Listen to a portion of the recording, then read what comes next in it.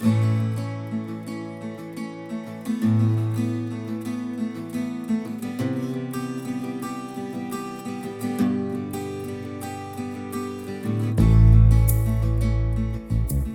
everyone. Welcome to Good Morning Mom, the podcast where morning is still mothering. Before we jump in, I just want to remind you this space is about healing, honesty, and growth.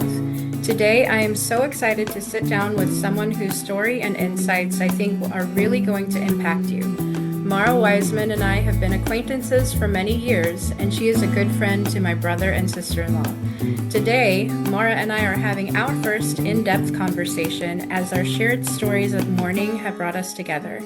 Today's conversation is about faith in the middle of confusion and what happens when what we thought God promised doesn't come to pass. This episode also contains themes of grief and miscarriage. Welcome, Mara. Thank you so much. Thank you for having me. And thank you for starting this initiative. I think it's really beautiful. Thank you. Thank you for being here. Can you tell us a little bit about who you are and what you do? Sure. Thank you so much for asking. Mhm. Well, as you said, my name is Mara, and right now I am an immigration attorney. I live Awesome. thank you. I live in Maryland, right outside of Washington, D.C. Okay. I am a wife to an amazing person named Ben, and I am a mom to an amazing daughter named Ava. And Ben leads a Messianic Jewish synagogue here in the DC area. Wow, I didn't even realize that. That's crazy that I didn't put that together, but okay. That's It's pretty awesome. recent. We actually moved here this or last August. So Okay. we've been here not even a year yet. So it's Yeah. pretty new. So Well, don't feel bad. congratulations. That's amazing. Thank you. Yeah, we love it here. It's a great community of people, and Mm-hmm. DC is a really cool place to live. Lots of great museums and Mm-hmm. different things to do. So it's been Awesome. really great. Awesome. Okay, so let's go into your story. Let's just dive in here. Um, in the notes that you sent me beforehand, you talked a lot about having a sense of longing for signs from God when you were younger or even kind of recently. Can you talk about what that looked like growing up? Yeah, definitely. So I grew up in Reform Judaism, and I always had a strong belief in God. Um, I used to figure skate, and I would get this feeling of there's something being bigger or something that I was connected to when I would skate. Mm, Um, and I think that was maybe the first kind of sign that I would call it of just this connection to God that I felt. Later, when I was a young adult, I learned about Yeshua or Jesus, mm, and then developed a relationship with him. But throughout both my childhood and adult life, I think I just longed for this sort of feeling, or maybe you would call it a coincidence, that I wasn't alone and that God was with me. mm, I think with all the uncertainty in life, I think I really wanted God to interact with me in a way that would give me assurance that I was on the right track, or give me directives like, oh, if you yeah. walk through this door, then life will be wonderful, or this will work out. And I think, That's such a human thing to feel. yeah, and I think for me and my journey, it's sort of been this experience that I'm still on of just sort of learning to discern those little whispers of God's love Mm, as whispers of his love, and whispers of his assurance that he's with me, as opposed to these promises that whatever I was hoping would work out would actually work out, if right. that makes sense. Yeah. Yeah. It's it's just interesting because like that feeling of wanting to be in a box almost. It's like people talk a lot about not putting God in a box and then we talk about free will and it's almost like we would rather be in a box, honestly. We'd rather like have all the decisions made for us sometimes. It's just the human thing of the uncertainty is scary. Yeah, life would be so simple if we would just get these like letters dropping from the sky all the Right, time saying right. like, go here, go do this. This will work out if you do this. Push Yeah. button A. Like, God, are And you sure this free will thing was such a good idea? yeah, but I think yeah, I think it would be so much easier. And I think for people like me who like crave control, Mm, then it's so much easier if you think that you're getting these signs from God. And I right. do believe that God speaks to each one of us uniquely and that God Hmm. can and has in my life like led and directed me. But I Yeah. think the kind of danger for me in looking to that is that sometimes I've longed more for a sign from God than just God himself. And Yeah. it's gotten me off track sometimes, which Yeah. I've maybe is heard a you mention this foreshadowing. before. I've heard you mention this before, but but it's just interesting to me, and I want to bring this up that you felt that growing up the way that you did, and Reform, and even though that might not have been taught to you in Reform Judaism, but you felt that sense growing up, and I felt that sense growing up in Messianic Judaism and in the charismatic Christian world. Like wouldn't necessarily have thought that you and I would have that same shared experience of wanting those signs from God. But it's interesting. Yeah. Yeah, I think that's a good point because yeah, I don't know looking back, like if it was necessarily for me, like characteristic of like being in Reform Judaism, because Hmm. it wasn't necessarily like talked about like that there. But I think it's more like indicative of just my personality and my like desire both to like understand what's going on and have this like assurance of, wherever I am is like on the right track. Hmm.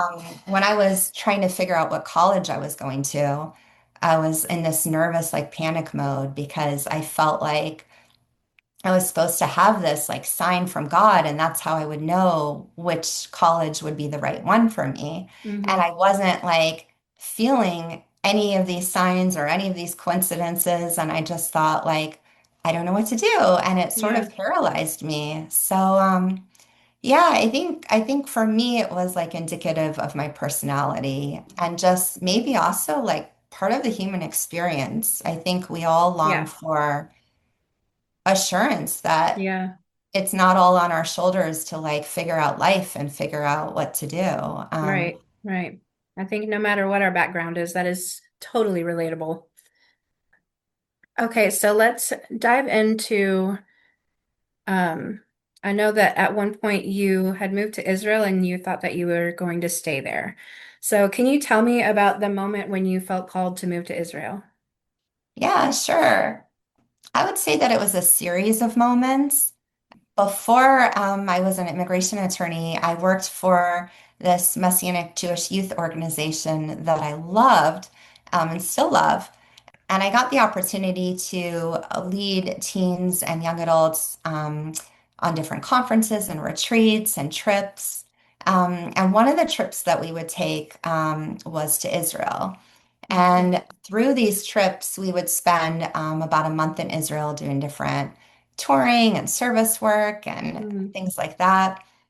And through those trips, I really fell in love with Israel. And I yeah. really just developed this incredible connection with the land and the people and the Mm, smells and the tastes and all of it.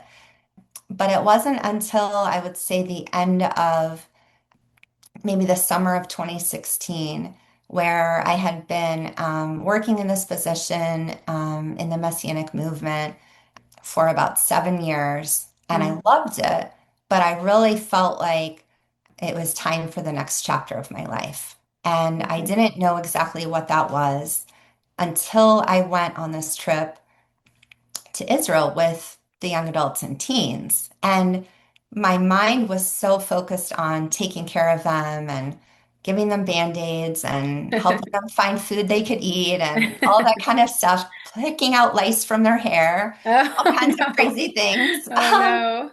But in the middle of all that, it just sort of dawned on me like, oh my gosh, this is where I belong. And this is Mm, the next chapter. And I really felt it. And yeah.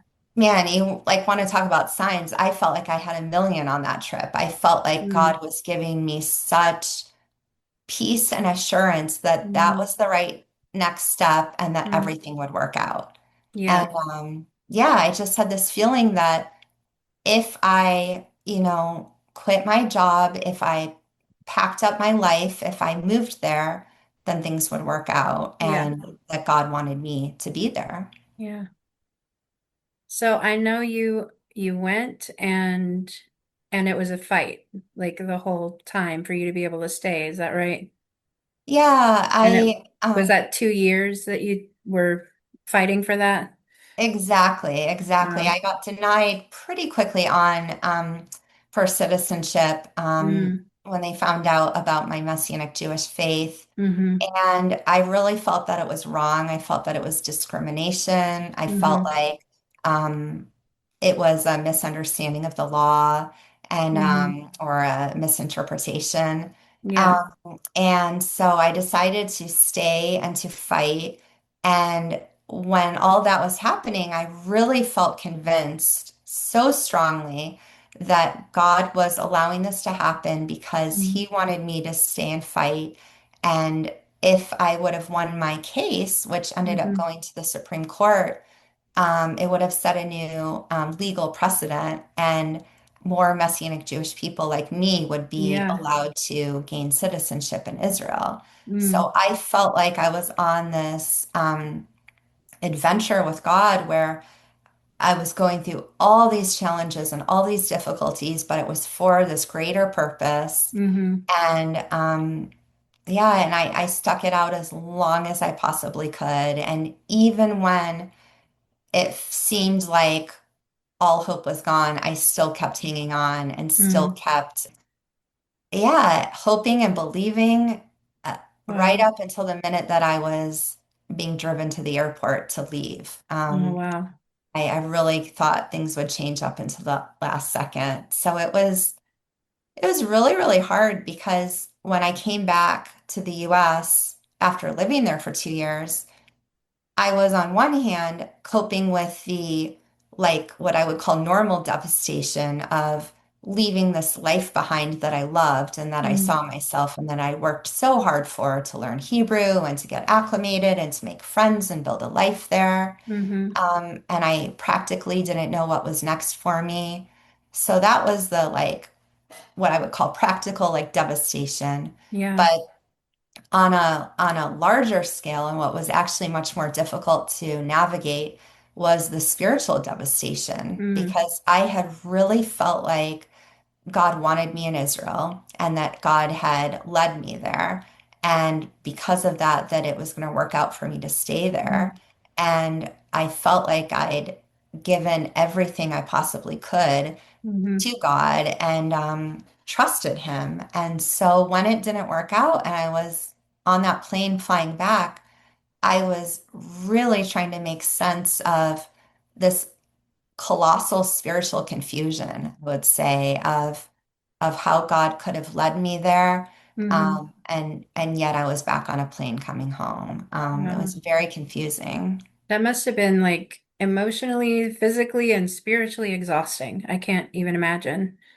It really was. And your family was kind enough, Mark and Dara, your brother and sister-in-law, hmm to let me hang out at their house while I figured out what was next and while I kind of healed from all of that craziness. And Yeah. so, yeah, for several months, I stayed just there trying to figure out like, God, help me make sense of all this. God, what do I do next? Mm, And it was very challenging. yeah. But one of the conclusions that I came to was not what I wanted. I wanted this, again, like sign from God as to why. I wanted the answer of why this had happened. And I Mm, never got that. But what I did get was this beautiful assurance that even if I didn't know why all of that happened, Mm-hmm. that God was with me every Yeah. day through every challenge there. And He was with me on the plane coming home,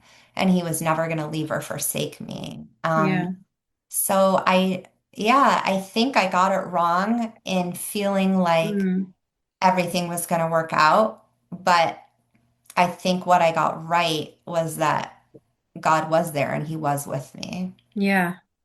So tell me, like, in the season, if you were just working through all of that spiritually, what did your conversations with God sound like? Were you angry? Were you just depressed? What did that sound like?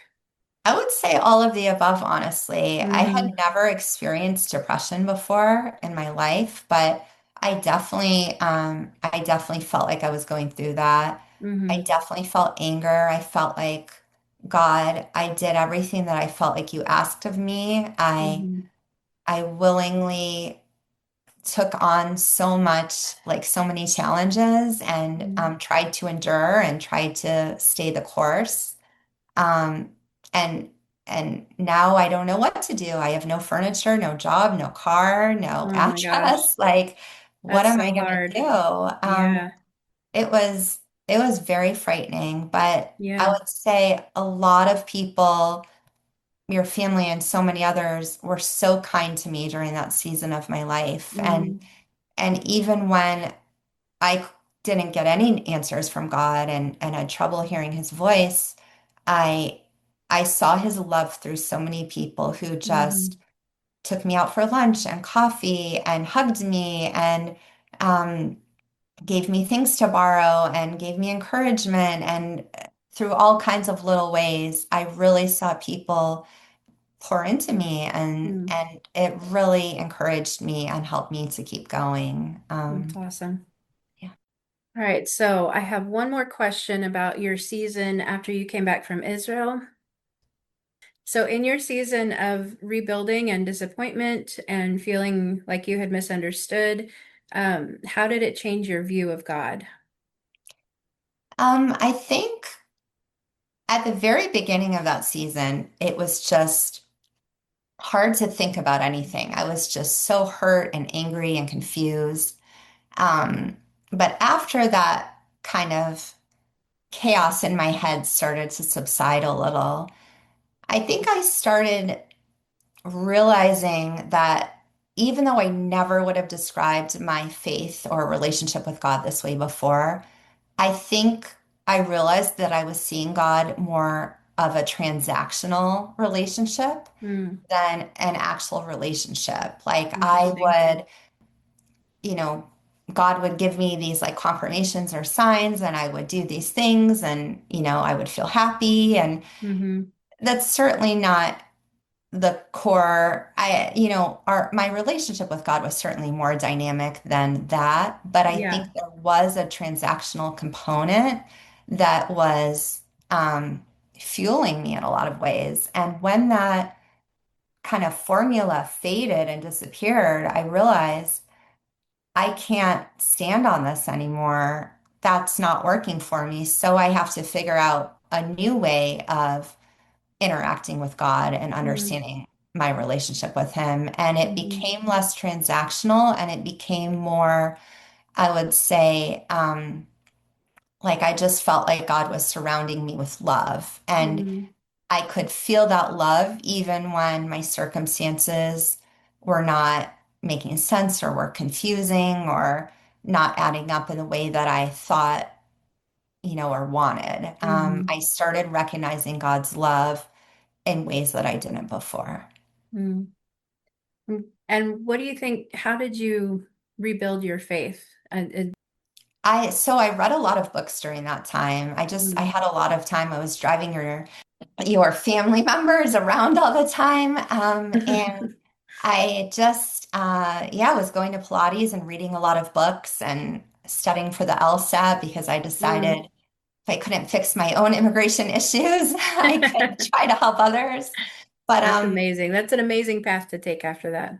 thank you. Mhm. But one book in particular really helped me. It's written by somebody named Kate Bowler, and it's called Everything Happens for a Reason and Other Lies I Used to Love. Mm. And Wow. it really helped me. She's a theologian, and a historian, and it really helped me to understand. I mean, I won't spend time going into her story, but how God could love you even when Mm-hmm. your circumstances don't make sense, Yeah. and how this idea of everything happening for a reason, when that falls apart in your own life, it doesn't have to mean that your faith or God's love has to fall apart in your own life. And it Mm. helped me to see and find God's love, in spite of kind of these false understandings of God Mm. starting to fall away, if Yeah. that makes sense. So sorry to plug a book or a person on No, your no, that's podcast, fine. but That's it really fine. helped me. Yeah, that's awesome. All right, so let's fast forward a little bit. Um, so now you're married and you have Ava. You got through that season of darkness and you met Ben. Um, what did that season feel like, everything you'd been through? It was amazing. It was like an incredible breath of fresh air. And it all happened very quickly. After seeing with your relatives, I moved to North Carolina and I started law school. That's where Ben and I reconnected. He had actually known each other for 15 years before. Oh, wow. But yeah, he was in rabbinical school and interning at a synagogue there, and I was in law school. And yeah, we started dating, and then we got engaged, and then we got married, and then shortly afterwards, I had Ava, my Mm, daughter, and it just felt like all these dreams that I had had for so long were just finally coming true. And mhm. it was like whiplash, but in a really good way. And yeah, I think on one level, things were going so amazing. Yeah. But I would say that, I still had, um, trauma or, Mm, more healing that had to occur. I still had, I was sure. still carrying with me some of those feelings and challenges from what had happened in Israel. It wasn't Right. like, you know, things going from black and white to suddenly in color and you never Hmm. remember the black and white anymore. I mean, Hmm. I was still carrying and processing that Yeah. with me, even Right. in the midst of all this incredible joy and happiness occurring. Yeah. I even remember, it's funny, this one moment I was walking down the stairs at my law school to go to the library. And when I was in Israel, I got a master's at Hebrew University, and I loved studying in Israel so Mm, much. And I remember walking down the stairs in my law school in North Carolina thinking, oh gosh, like, is this going to be taken away from me too, like that was? And then I thought, hmm. no, now I'm in America and I'm a citizen here and this can't be taken away. And tomorrow I'm still going to go to school here. Yeah. And lo and behold, like a couple of days later is when COVID happened and Oh suddenly my everything shut gosh. down. And I Oh remember thinking, oh no. gosh, that feeling of like, oh, the ground beneath me is going to stay here. Tomorrow I'll be walking down these same halls again. Even Oh my even gosh. then, that wasn't, necessarily Yeah. true. Oh Um, yeah, and actually backing up a little bit, you had to have your wedding via Zoom because of COVID, right? yeah, so we got engaged in February, right before February of 2020, right before all the craziness began. Oh And man. yeah, and we had our wedding scheduled for August 9th, Hmm. that summer, and we already had a venue booked and everything like that. And the week that COVID happened, the week that everyone went on lockdown and everything, we were going to send out our save the dates to everyone. Mm. And instead, the whole world shut down. Oh, that's heartbreaking. Everybody, yeah, events were being everything. So we knew that the wedding that we had planned was not happening. And so we Mm. were faced with this dilemma. And we ultimately decided to get married anyway because we thought, with all the uncertainty happening and Yeah. the lockdown happening, we would rather go through this together. Yeah, we decided to get married, and we went and got a marriage license. The courts were just about to close, literally, like shut down completely. But we got in and we got our license, and they said, okay, because of COVID, we are no longer doing marriage ceremonies here. You're going to have to go to the only place that will do them, which is the county jail. Oh my So gosh. that night, we went to the county jail and got legally married. And then the Wow. next morning, in our synagogue, just our rabbi, his wife, their children, a photographer, and my Mm. roommate, and of course, Ben and I were there. And yeah, we live streamed the ceremony to our friends and family. And Mm. because everybody was sitting around with nothing to do, we had a lot of people that got to watch and be a part of it, which felt really incredible to us. But Hmm. yeah, That's awesome. I would do it again in a heartbeat, but it Oh, was good. very different from Good, what I good. imagined. Yeah, I'm sure. So we are going to fast forward and talk about just the beginning of your marriage and Ava and that season of I would assume joy for you.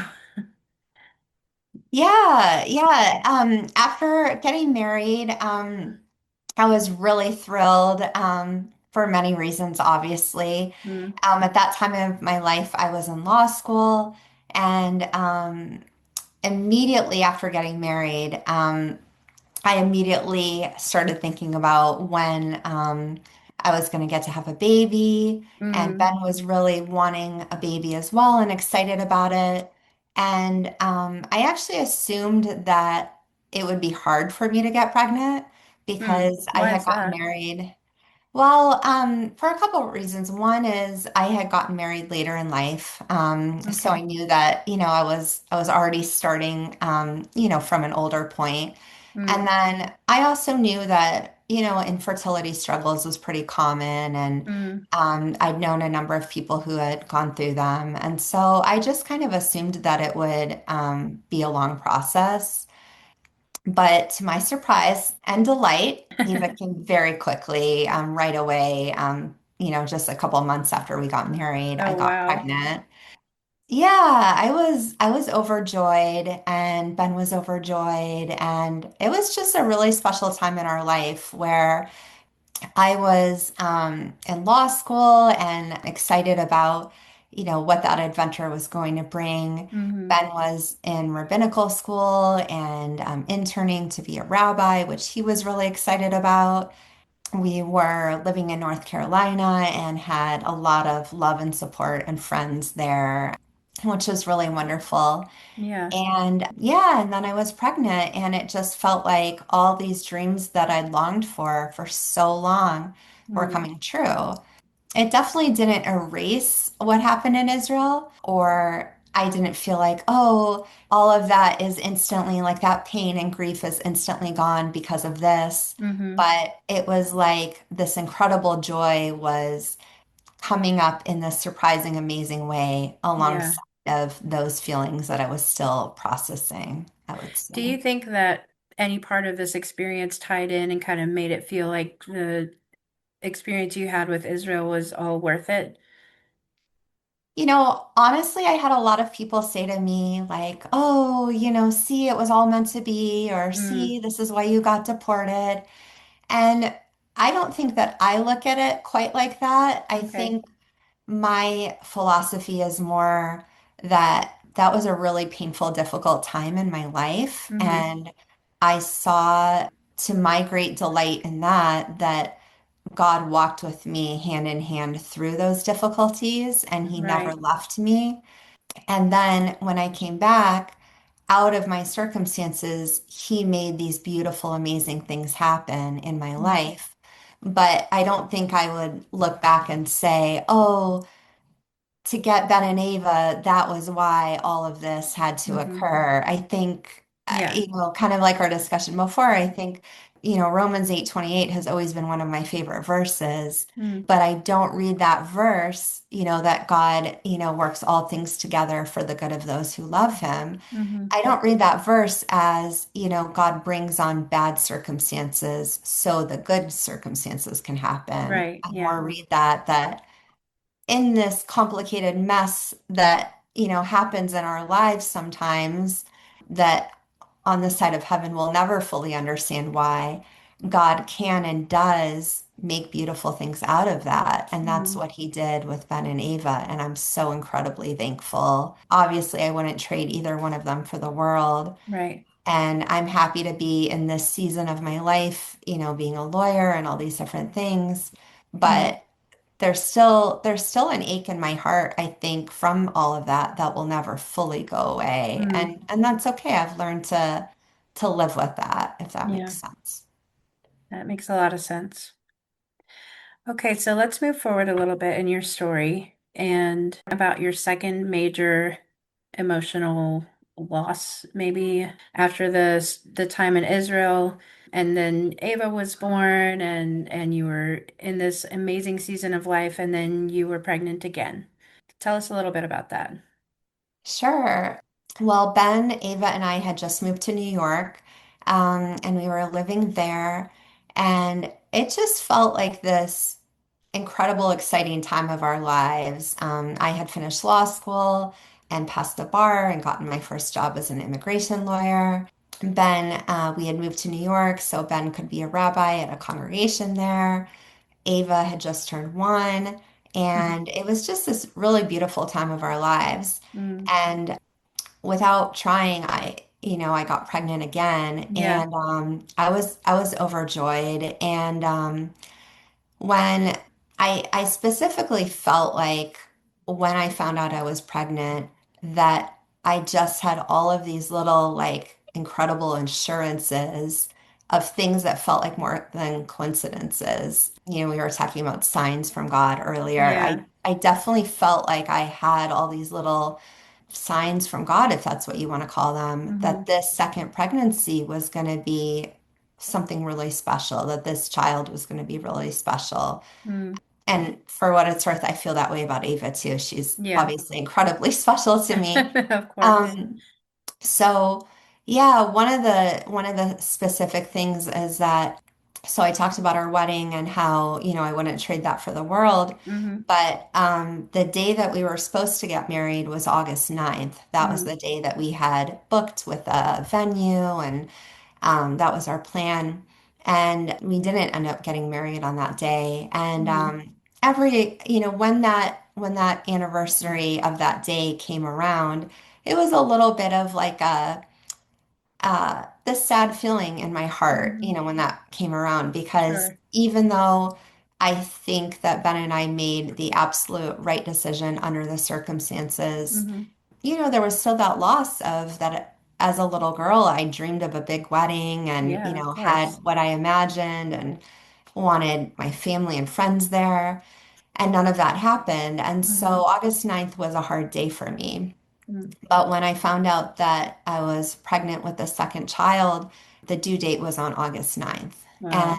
I really felt like God was saying to me, I see you. I know that's a hard day for you, Yeah. and I'm going to redeem that day for you. Hmm. And obviously, at that moment, I know that, your due date doesn't necessarily mean that that's when the baby is going to actually, come. Sure. But I thought, well, probably the baby will come, within a few days of that date. And Hmm. just seeing that that date is the due date felt really significant and special to me. Yeah. And yeah, it felt like a promise from God. Mm. So, yeah, I was really excited, and a lot of weird things, started happening right after I got pregnant. One of them is that I started having some weird pain in my back, and my doctor said, it could be nothing, like it's probably nothing, Hmm. but let's just kind of watch it. Hmm. But for the meantime, like don't pick up Ava while you're in the state. Oh, And I wow, thought, that's hard too. okay, yeah, like, okay, tell me not to pick up my All 1-year-old. right. Like, okay, 1.5 at that point.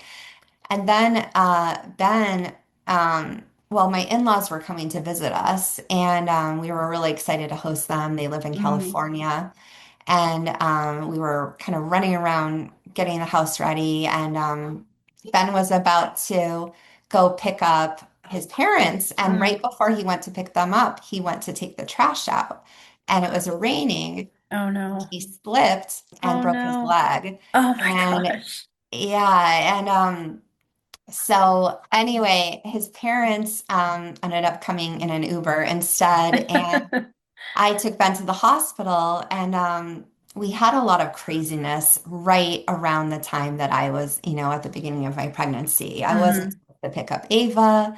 Ben had a broken leg and Mm. ended up needing surgery. Yeah. And during that time, my father-in-law actually had a heart attack at our Oh house. wow. So Ben was in one hospital having surgery. My father-in-law was in another hospital having a procedure. Oh my And goodness. my mother-in-law had COVID and I wasn't Oh allowed to pick up no. Ava. So it was very crazy. But we made it through all that initial craziness. Thank God my father-in-law is fine. Mm. Um, and after a couple weeks, they ended up going back to California, and Hmm. Ben was healing. It ended up being a lot longer process than we imagined, but at that time, it seemed like things were moving in the right direction. Then I heard the baby's heartbeat. And when I heard the baby's heartbeat, I thought, okay, like everything's going to be okay. We got through Ben's surgery. We got through my father-in-law's surgery. Like I Mm. had this weird pain, but the baby is a heartbeat, and it was Yeah. Hanukkah, and I felt like it was this Hanukkah miracle. And I just felt like, okay, everything's going to be okay. Hmm. And I remembered that, what felt like a promise to me that Hmm.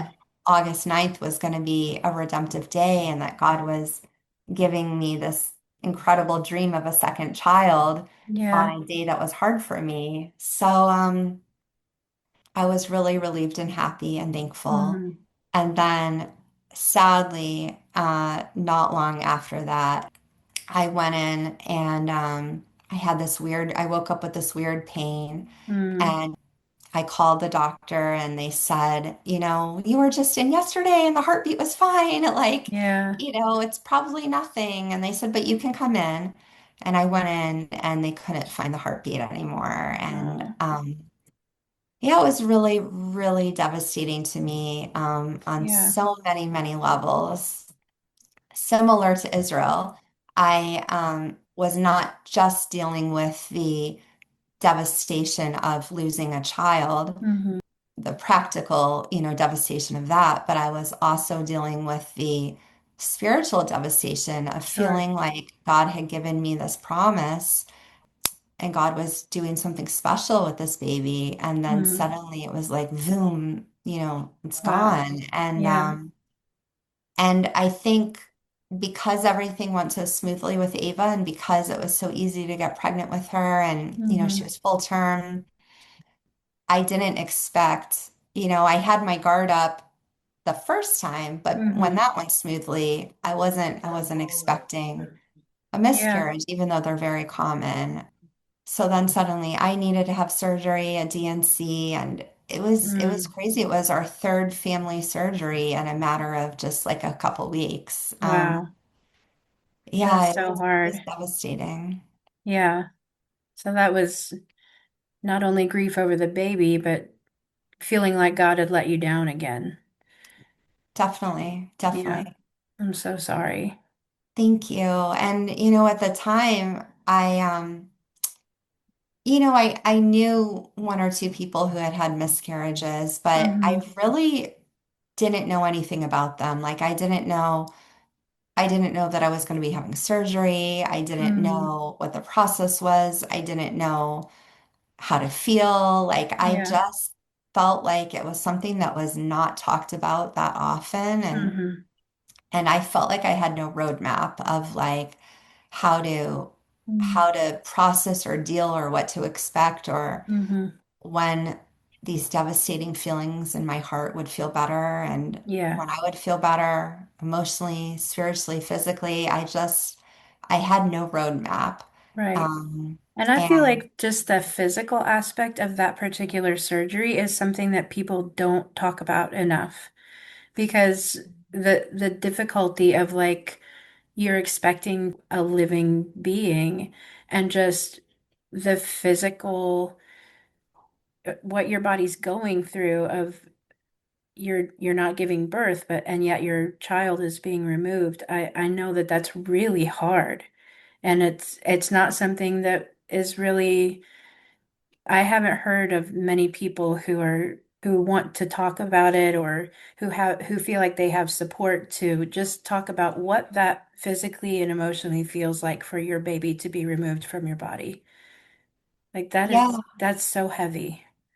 thank you for saying that. I absolutely agree with you. I Mm, had again no roadmap, and hmm.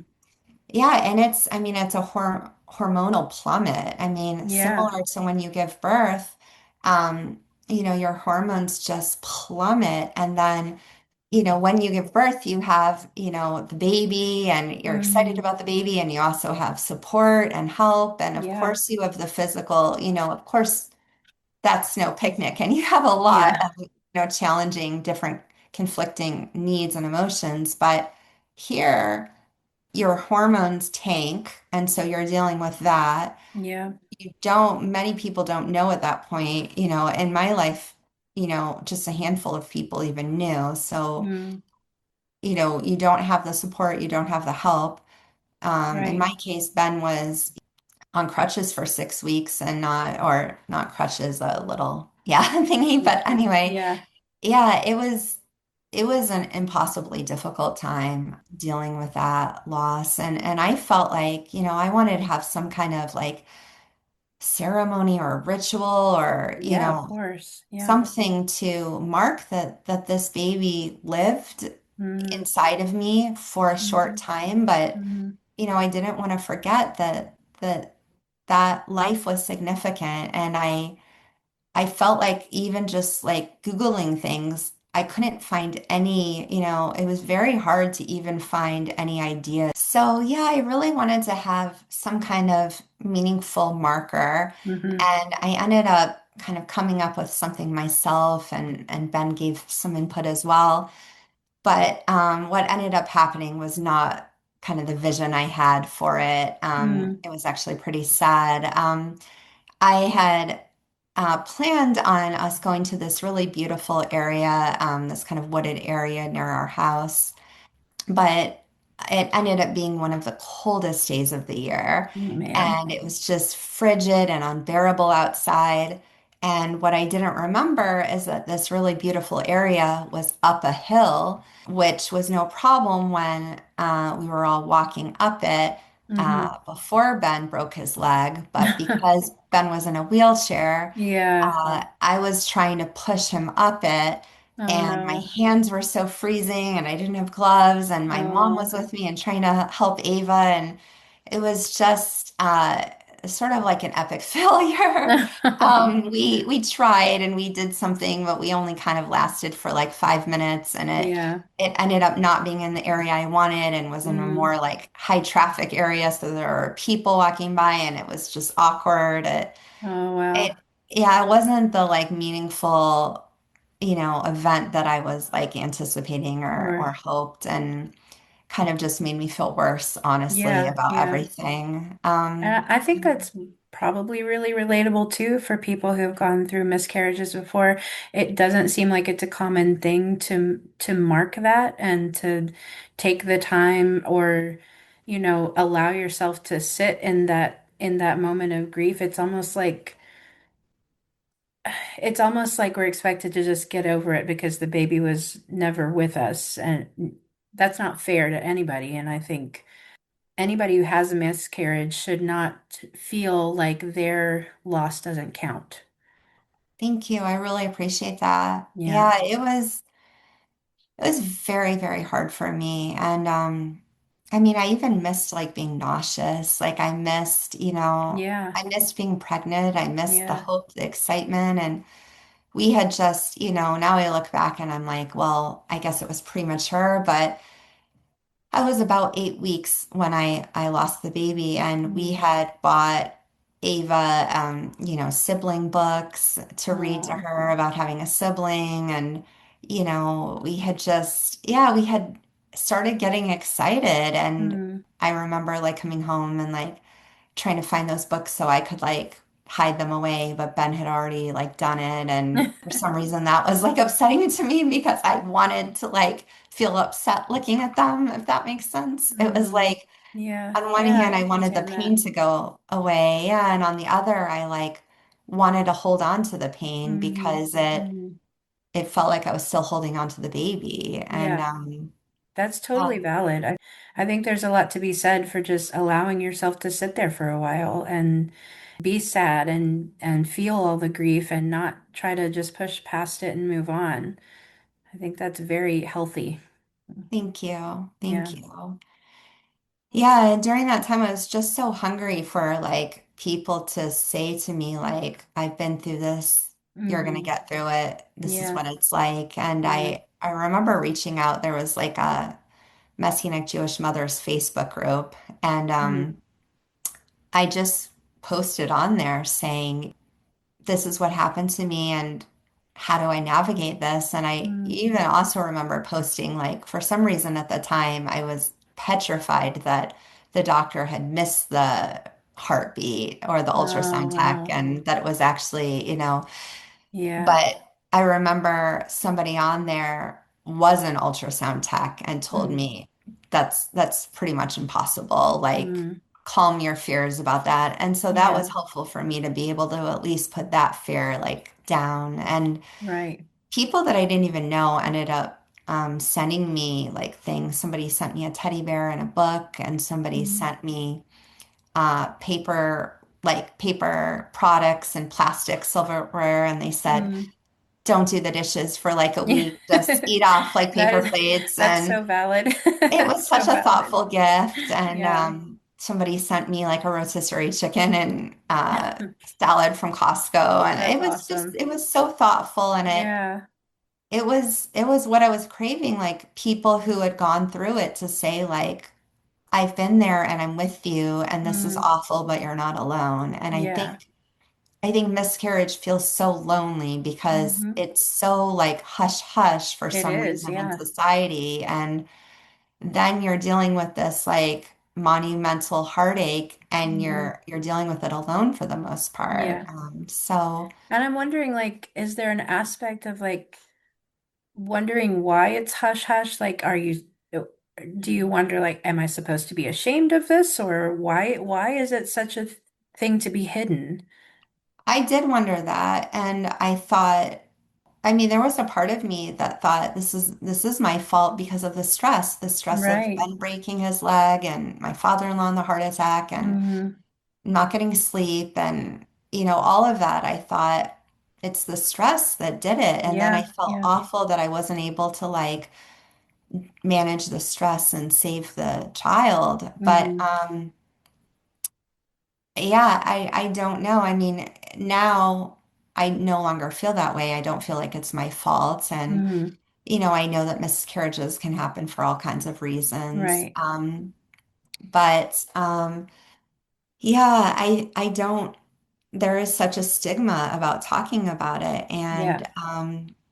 I mean, there's also a stigma about announcing your pregnancy, right That's true. away. Yeah. And I think I look back and I think, okay, if the reason you're not supposed to announce is because something could happen, Hmm. then like, but then something did happen to me and I was sad that nobody knew about it. Yeah. And then Yeah. it's And it's even, almost like you're not announcing because just in case it's what, like a fluke? I mean, a life is a life, right? yeah, It should be treated as a life. I mean, I totally get why we would want to have some privacy, but at the same time, no pregnancy should be treated like it was a glitch. yeah, Yeah. yeah, I appreciate that. Yeah. I remember my boss at work, I told her what happened, and she was very compassionate and told me, take the week off, don't even think about it. Yeah. And Right. I had this case file, and she came and picked it up for me. And it's like those small acts of like kindness, like I'll Mm-hmm. never forget, and Yeah. just go so far because it's somebody like it's a touch point and somebody saying like, I see you. This is a loss and this Mm-hmm. is awful, and you Mm-hmm. deserve to have your time and space to grieve. Absolutely. Absolutely.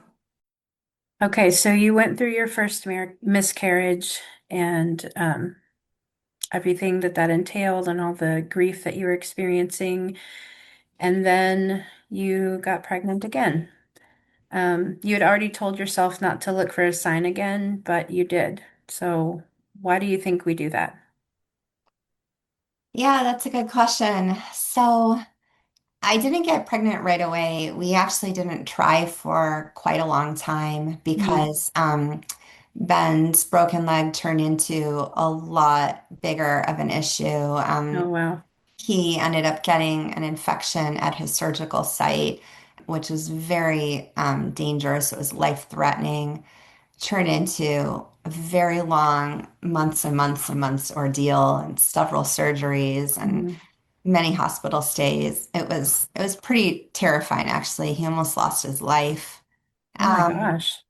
yeah, but thank God he's okay. Mm. So yeah, we between that and then we ended up moving to Boston. So there were a lot of reasons where we didn't try for a while, and then we finally did. And again, I got pregnant pretty easily, Mm. and that second time, in spite of what happened, well, I guess this was my third pregnancy. In spite of what Mhm. happened with my second pregnancy, I wasn't worried this time around. Mm. I really at the time still thought, like, kind of chalked it up to stress and all of Yeah. that, and thought, like, okay, miscarriages happen. Like, Hmm.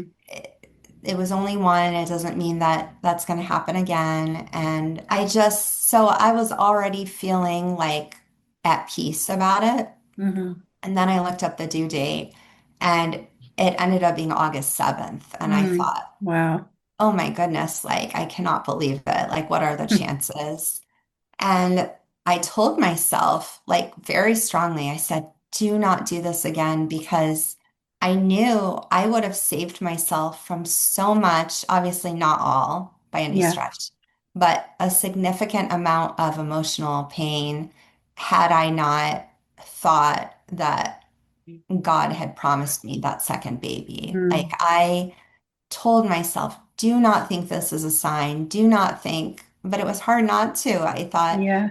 okay, that first, like, August 9th difficult day was going to be redeemed. And okay, this miscarriage didn't work out, but now this is like a second opportunity. Hmm. And it felt like, how could this be a coincidence? It really Hmm. did. And so I was like having this inner battle between like telling myself, don't think this is a sign from God.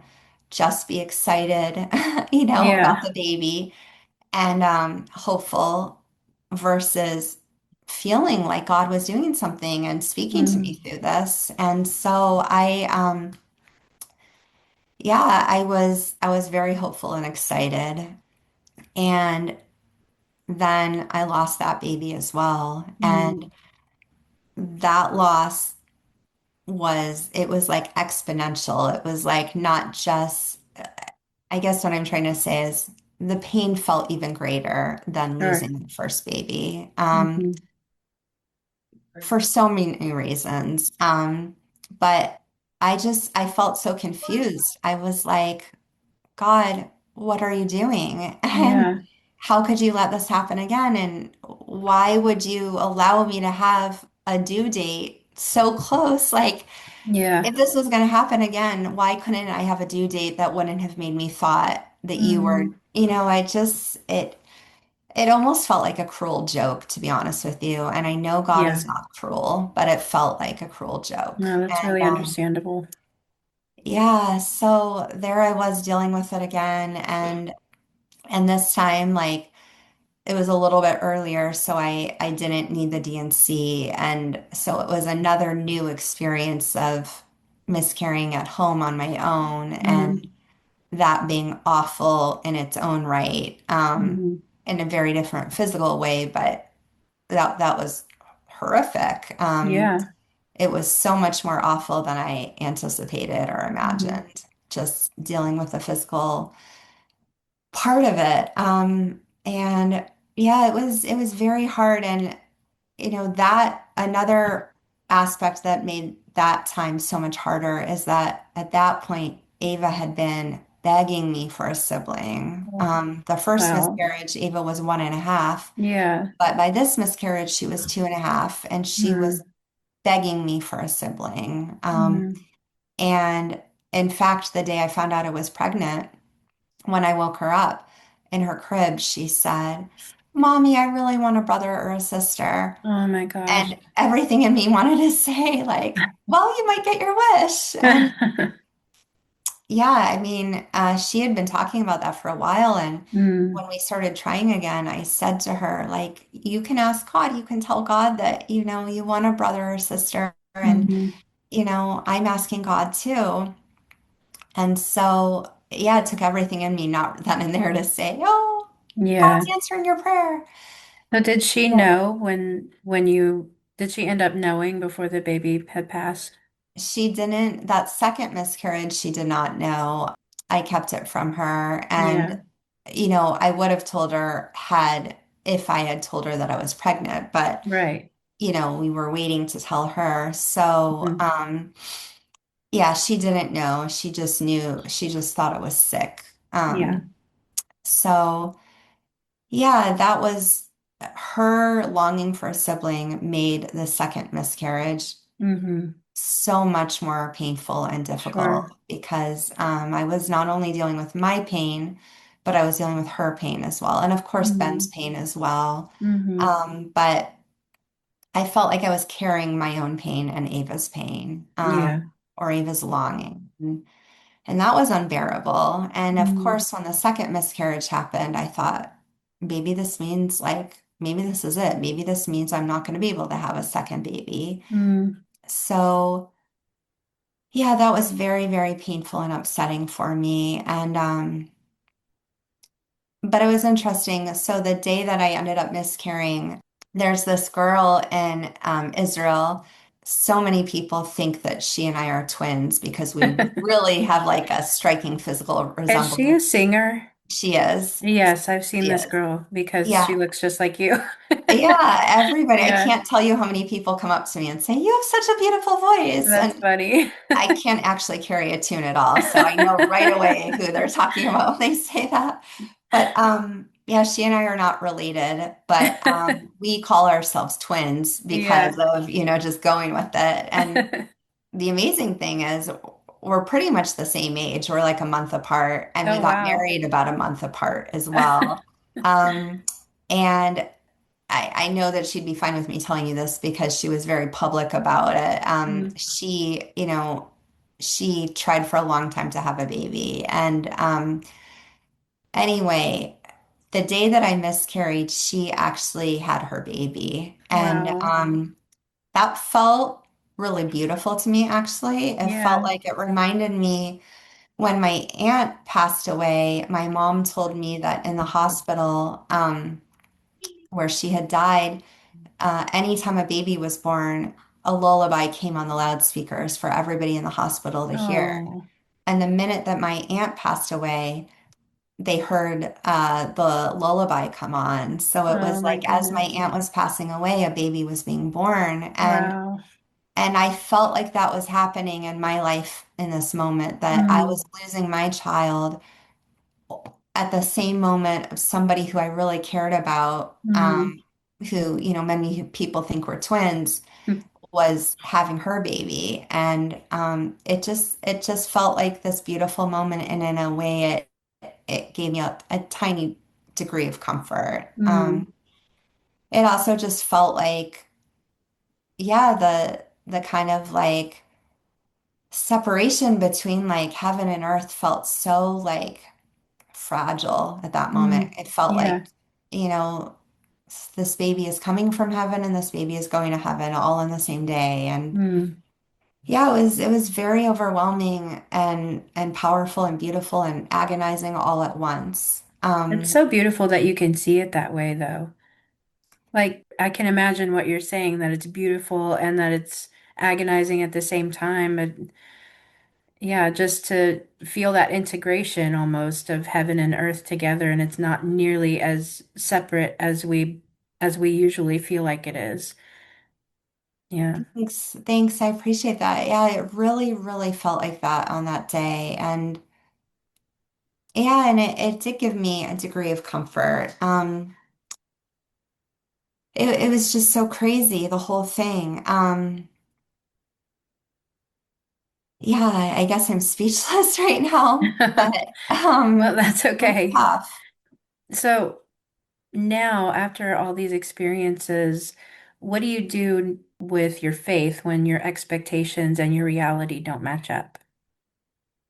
It's a really good question. And um, I think I'm still on the journey of figuring that out and Hmm. figuring out what that looks like. I Yeah. think in that moment, in that time, the point that I got to, which was a really similar point that I got to after Israel and after the Mm-hmm. first miscarriage, was just this feeling of maybe, maybe these quote unquote signs, the way that I feel like God is interacting with me, Hmm. maybe they are like whispers of God's love. Maybe I'm not crazy. Maybe they really are God, but maybe I'm misinterpreting them as promises from God that everything Hmm. is going to work out, when Yeah. in reality, they are just moments of God saying, I see you, I'm with you, I'm in this Mm. with you, you're not alone. Yeah, that's Um, really powerful. That's a really powerful perspective shift. it was, I wish I always could hold on to that perspective shift, because I Mm. feel like this was now like the third time in my life where I was Yeah. having to learn that. And Mhm.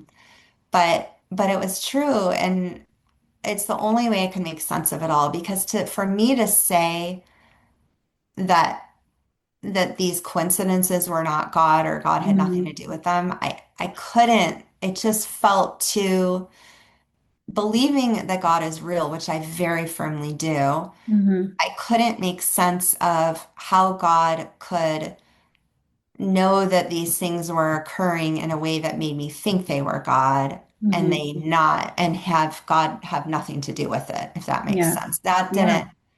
That didn't make sense to me. But what did make sense to me was, okay, these are touch points of God reaching Mhm. out to me. They're Mhm. just not what I think they are. They're just not promises of an outcome. Yeah.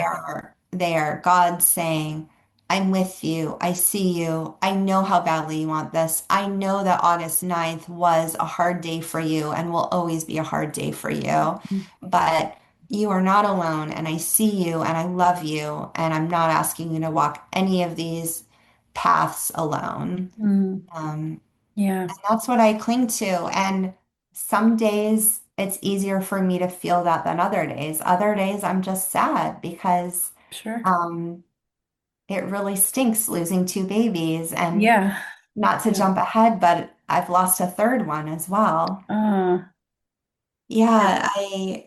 Yeah, I'm so I sorry. thanks. After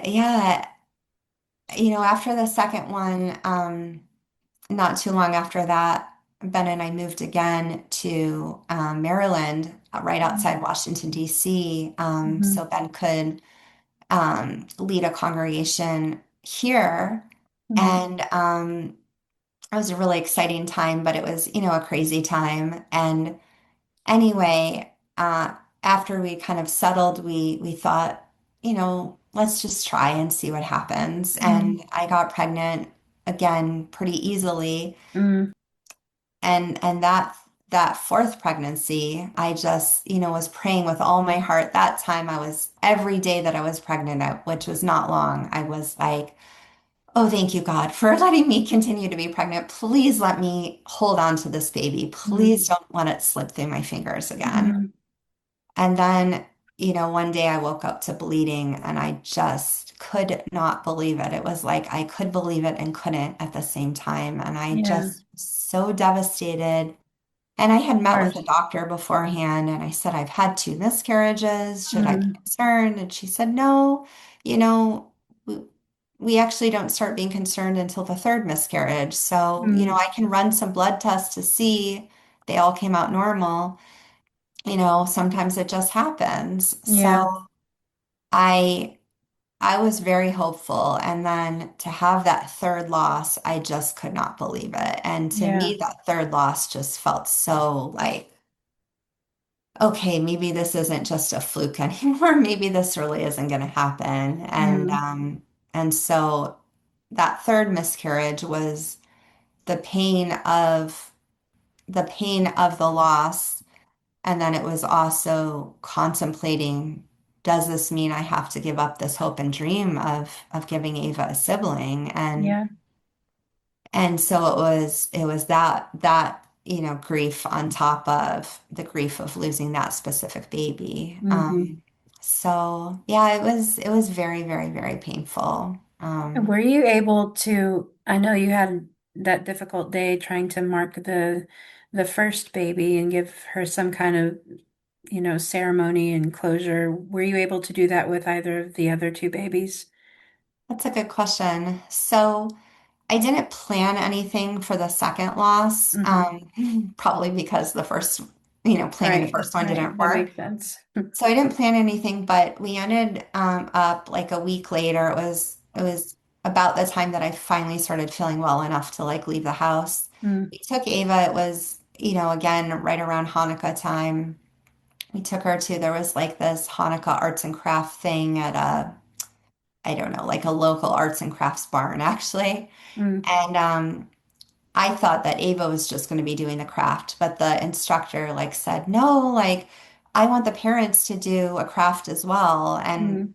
Ava loves crafts. I've never been like a crafty person, but this person really encouraged us, like, here's all these different mediums and, just do whatever you want. And so I started doing it. And as I was just kind of making random art, I Hmm. suddenly realized that like I was making art for this baby and to remember Mm, this baby by. And so then it became this way for me to create something in memory of this hmm. child. And Hmm. and I told Ben at the end, which made him cry, which really touched me. But yeah, I still have that artwork and you know, I always meant to write that instructor and kind of share what happened and Hmm. I never ended up doing that, but it ended up being like a gift for me that it just sort of fell in my lap as a Yeah. way to honor that child. That's like one of those signs that now instead of looking for a sign for direction, that you're looking for a sign that God is with you and he keeps giving you those. And that's almost like that moment you didn't know that was going to happen. You didn't expect that. I would almost feel like this is God showing me that he's with me, that the outcome wasn't the promise, but that he's always there. 100%. I absolutely feel that. I really do. Mm. And I felt it that day. And yeah, I mean, if that instructor hadn't really kind of pushed me to create art, I wouldn't Right, have. I just right. wasn't in the mood. I wasn't, it wasn't my Mm. thing. But yeah, I felt like that was God encouraging her to do that for me, kind of forcefully. It's what I needed. Hmm. Yeah, the third one though, again, I didn't really plan anything and nothing kind of came up like that. But I did tell Ben that I was sad, like I wish there was something. And so he Mm. ended up doing all this research and found this book. I don't remember the name of it, but he ended up getting it for me, and it was written by somebody who's Jewish, who not Messianic, who felt that there was a lack of resources for people Mhm. who were dealing with all kinds of infant and pregnancy loss. And she kind of compiled this book of poems, prayers, ideas for rituals, different things. And Mm. he got it for me. And it was really beautiful. And I spent some time reading it. And yeah, I would say that after the third miscarriage, reading that was helpful. And then I ended up just downloading a bunch of memoirs from people who had gone through miscarriages and Mm. reading them. That's good. And that was helpful for me to not feel as alone. Right. I think I read three or four, but yeah, so I would say each one I processed differently and I went through it Mm-hmm. differently and, Mm-hmm. had different kind of ways of attempting to have markers or Yeah. ceremonies but maybe that's indicative too of each child was different. Like each Right. pregnancy was not the same, each loss was not the same. Mm-hmm. And again, like the physical, each loss was different too. The first one, I had the DNC. The second, I found out it was like a missed miscarriage. So I found out I Mm. had miscarried, so I had a heads up before I started bleeding. And then the Mm-hmm. third time, the bleeding was just, it had caught me off guard. Yeah. So yeah, I mean, I do believe that I have three children in heaven right now. I just wanted to sit here with you for a moment and say thank you to God for those three little lives. They were not without meaning, they were not without purpose, and just wanted to sit here and feel that moment, just to be grateful for who they were and for who Thank, they are in heaven.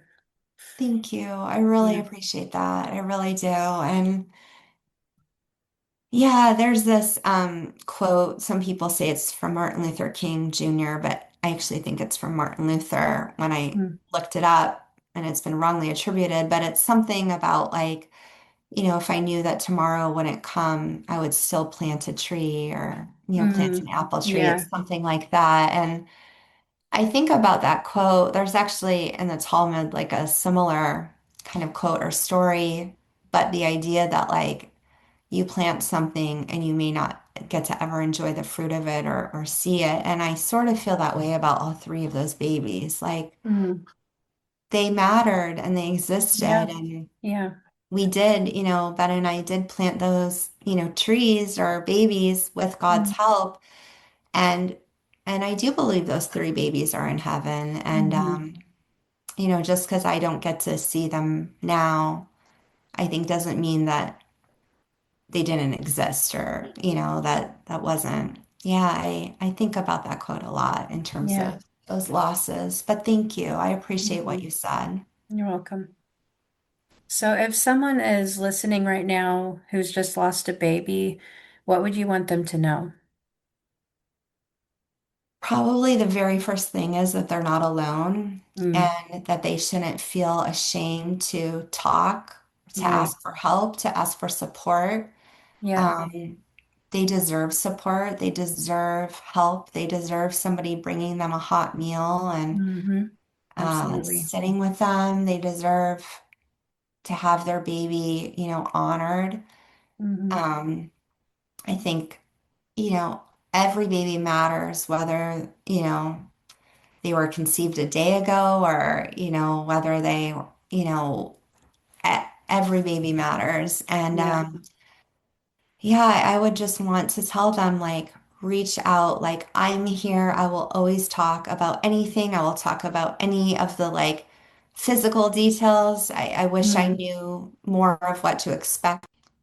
I think that more women deal with this than we realize. And I Mm-hmm. found that myself from pushing myself to talk about it with people, even acquaintances, because I really believe it needs to be talked about more. And I've been surprised by how many people have dealt with miscarriage and Yeah. loss. And I really encourage anyone going through it to just talk about it because they may find that they suddenly have one person, two people, five people, a community of support that comes around them and doesn't take away the pain, but makes it feel more bearable, and Mm. they deserve that because it is unbearable pain. Yeah.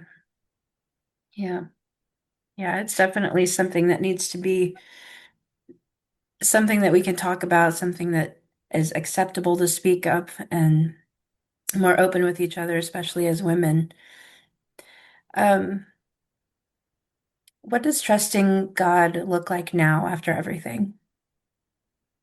I'd say it's honestly a daily thing for me. Mm. I think where I've gotten tripped up in the past is thinking, oh, I've gotten to this like moment with God where now, after getting through this, like I'll always be okay. I'll never question, God. I'll never, Yeah. and now that I've been humbled by these four experiences, Israel and three miscarriages, I feel like I have to recognize that it's a daily thing, and I daily need to be reminded of my faith in God and be reminded that I can trust God, that He is trustworthy, Mm. that He loves me in spite of my circumstances looking crazy, that He's walking with me hand in hand through the ups and downs of my daily life. Mm.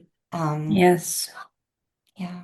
Yeah. I love that just the beginning of your story and the signs that you looked for and how you view it now, I feel like is a really impactful thing.